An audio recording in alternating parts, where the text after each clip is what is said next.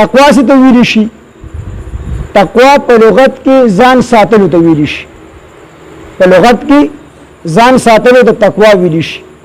او د شریعت په اصطلاح کې د هر هغه سیز نه ځان ساتل چې هغه د آخرت په لحاظ سره نقصانی وي د تقوا ویل شي بیا د تقوا مختلفې درجې دي د ټولو نه ادنا درجه دا ده چې یو بنده صرف او صرف د کفر او د شرک نه خپل ځان وساتي اگر په دې غټ ګناهونو کې مبتلا ولینی یو بنده صرف او صرف د کفر نه او د شرک نه ځان وساتي مطلب دا چې یو کس صرف مسلمان دی نور به هر قسمه ګناه کوي خو دغه یو قسمه تقوا موجوده ده تقوا د ټولو نه ادنا درجه ده چې دی صرف او صرف مسلمان دی بس د کفر شرک نظام ساتي نور غلاوم کوي دروغ وي کنزلوم کوي ربي حق وي هر قسمه ګناهونو کې مبتلا دي خو صرف او صرف د کفر او د شرک نظام ساتي د اسلام په دایره کې د نشو دي نو دا د تقوا د ټولو نه اغادنا درجه ده دویمه درجه د تقوا ده چې انسان د کفر او د شرک نه ځان ساتلو سره سره د غټو ګناهونو نه ځان وساتي او په وړو ګناهونو باندې هم همیشواري نه کوي کله کله د وړو ګناهونو وشي او همیشه لپاره وړو ګناهونو نه کوي دویمه درجه تقوا ده چې انسان بنده د کفر او د شرک نه ځان ساتلو سره سره د غټو ګناهونو نه هم ځان وساتي او په وړو ګناهونو باندې هم همیشواري نه کوي دا د تقوا دویمه درجه ده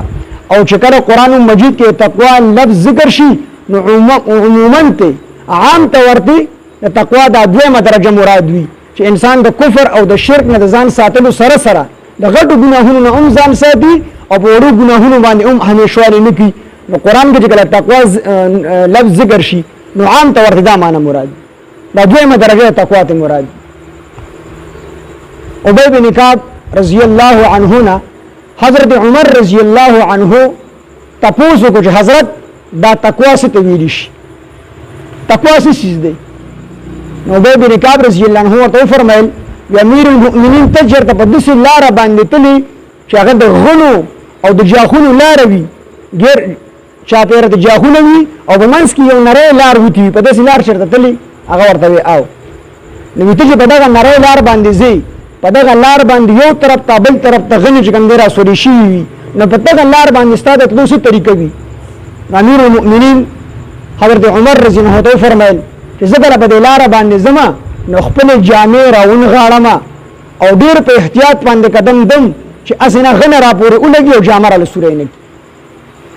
نو به بن کعب رضی الله عنه دک چې کوم دې تقوا ده په صراط مستقیم باندې باندې رواني او د تقوا جامع به غوستي وي او په دې لار باندې یو طرف ته بل طرف ته دی خوشا کې دا ټول ګناهونه دي صراط مستقیم غیر جابر ټول ګناهونه دي دا ګناهونه مثال دا غلو دي نو ته ډیر په احتیاط باندې قدم وډي چې د تقوا د جامه درلا د ګناهونو دا غلو چې کوم دي خراب نه کی مطلب ګناه در پرونه ډیر په احتیاط په قدم وډي په دغه نری لار په صراط مستقیم په لار باندې رواني یو طرف ته بل طرف ته ګناهونه دي دا ګناه نه د خپل تقوا جامه بچ ساتي چې اسنه ګناه ران چرته کوي شي دې ته چې کوم دي تقوا ویل شي او مولانا ادریس کاندهلوی رحمه الله وی تقوا څه ته ویل شي هغه وی تقوا دې ته ویل شي چې الله کم زیتا د حاضر دو حکم تا تکړه دی هغه زینا پات نشي ال حاضر شي